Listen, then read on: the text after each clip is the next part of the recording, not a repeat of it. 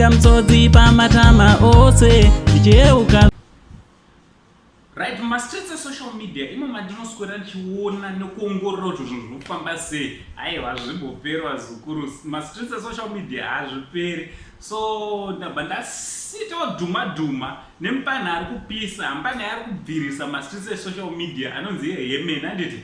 So chiteerera muzukuru, kana wanga usati wasubscribe panapa pachannel pedu handiti, this is our family channel.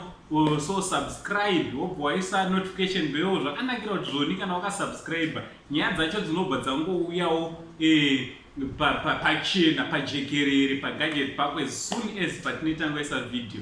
Also zvakanakira kuisa notification bell kuti patime yatino uploada iwe unobva wanotifyiwa handiti. Thanks very much nesupport yamunoramba muchipa pamusha penyu. Ndokumbira kuti musakangana kuisa malike akatikoshera vazukuru. Also macomments enyu tinomada, tinoda kunzwa kuti muri kufungei nemaprograms kana nezvatiri kukupai handiti, zvatiri kukupakurirai pano paSaid naUncle Said. So mastreets social media mumanoswera chitenderera chitsvaga kuti zvinhu zvinofamba sei. Dhuma naNox Nox Guni ndabva ndasangana naye muchinda ari kubvira nekuda kwesong yakewo inonzi My Melody. Dhuma zvakare ari pamwe chete nemukomana wechidiki anonzi Hemen. Mifananidzo yavo vazukuru ino yandaisa panapa, vanhu vakafanana.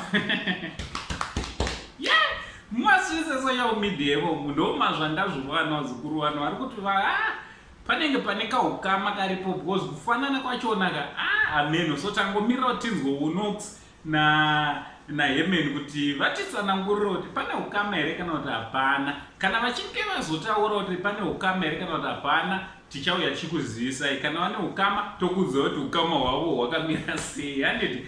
Mastreets social media ndisi rino vazukuru, ndangozvidzurawo zvakadaro mastreets social media ndichiuya nazvo pano pamba penyu kuitira kuti musasara zvinenge zvichiitika, kuitira pamberi apo pakaita new developments panyaya dzakadai munenge muchiziva kwazvinenge zvatangira. naUncle Said, the only Zimbabwean uncle, ndichibva ndarichi much love.